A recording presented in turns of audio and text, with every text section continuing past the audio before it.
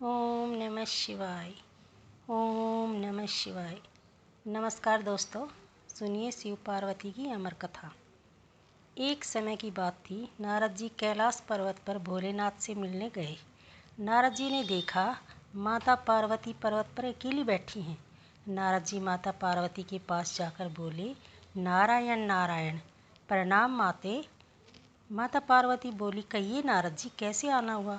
सब कुशल मंगल हैं?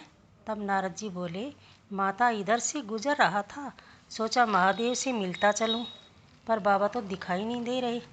तब माता पार्वती बोली, उनके लिए कोई संदेश हो तो आप मुझे बताइए, वो अभी भ्रमण के लिए गए हैं।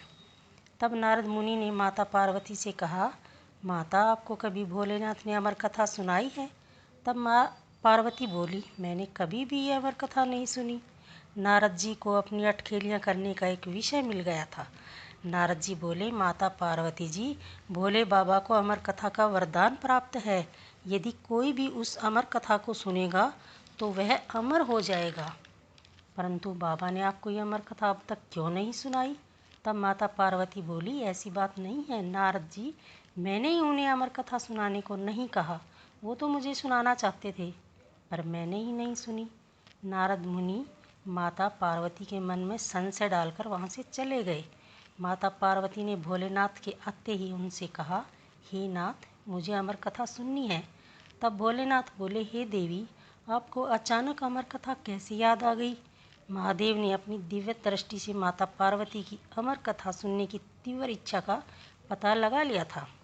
भगवान भोलेनाथ बोले, हे देवी, अभी संध्या काल है, अमर कथा प्रातः काल सुनते हैं। माता पार्वती मान गई।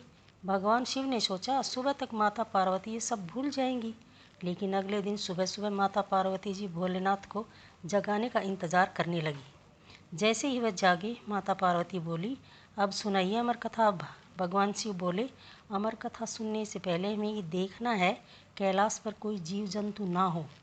तब भगवान शंकर ने अपने डमरू से भयानक नाद उत्पन्न किया, जिससे कैलाश पर्वत पर जितने भी जीव जंतु, पक्षी, जानवर आदि, वो सब वहाँ से भाग गए। हे देवी, आसपास देखकर ये सुनिश्चित कर लो कि कोई जीव या जंतु तो नहीं है। माता पार्वती पूरे कैलाश पर्वत पर देखती हैं, लेकिन उन्हें कहीं कोई नज़र नहीं आता।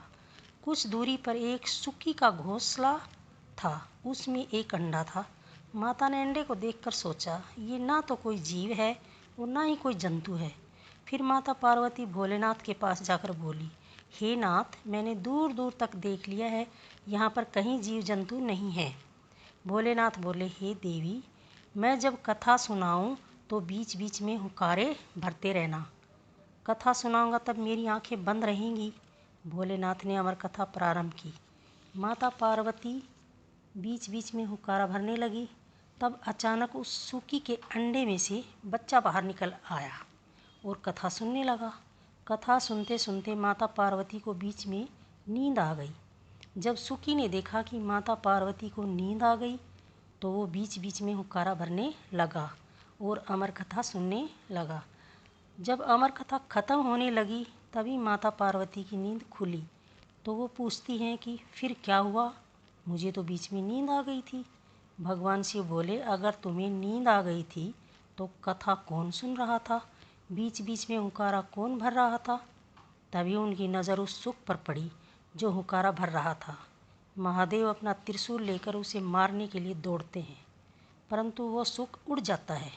आगे आगे सुक और पीछे पीछे महादेव। सुक तीनों लोकों में उड़ता हुआ अंत में व्यास जी के आश्रम में पहुंचता है। वहां पर व्यास जी की पत्नी एक पेड़ के नीचे बैठी थी। जैसे ही उन्होंने उबासी ली, सुक उनके मुंह में से उठता हुआ उनके गर्भ में चला गया। भगवान शिव को अपने आश्रम में देखकर व्यास जी उनके पास आते हैं और आने का कारण पूछते हैं। तब भगवान शिव व्यास जी को सारी बात बताते हैं। व्यास जी हंसने लगते हैं और कहते हैं, हे प्रभु, आपकी अमर कथा सुनकर वो सुक अमर हो चुका है, आप स्वयं भी उसे नहीं मार सकते। तब भगवान शिव वापस कैलाश पर्वत पर लौट आते हैं। यही सुक व्यास जी के अयोनिज पुत्र बने। गर्भ में उन्होंने वेद, पुराण और उपनिषदों का ज्ञान प्राप्त किया। वह माता के गर्भ में 12 साल तक रहे। एक दिन व्यास जी ने दिव्य दृष्टि से पूछा, पुत्र तुम बाहर क्यों नहीं आ रहे? तब वे बोले, माया के प्रभाव में न पड़ जाऊं इसलिए मैं बाहर नहीं आना चाहता। जबकि श्री कृष्ण जी मुझे आकर आश्वासन ना दे तब तक बाहर नहीं आऊँगा। तब देव नारद ऋषि के कहने पर श्री कृष्ण स्वयं आकर उन्होंने आश्वासन देते हैं कि तुम्हें जन्म लेने के बाद भी माया स्पर्श नहीं कर पाएगी। तब वे बाहर आए और पिता से पूरा भागवत का ज्ञान प्राप्त किया। तो दोस्तों, कैसी लगी आपको हमारी ये कहानी? कमेंट बॉक्स में लिख कर ज़रूर भेजिएगा। मेरे चैनल को सब्सक्राइब करना न भूलिएगा। जय भोलेनाथ, जय माँ पार्वती।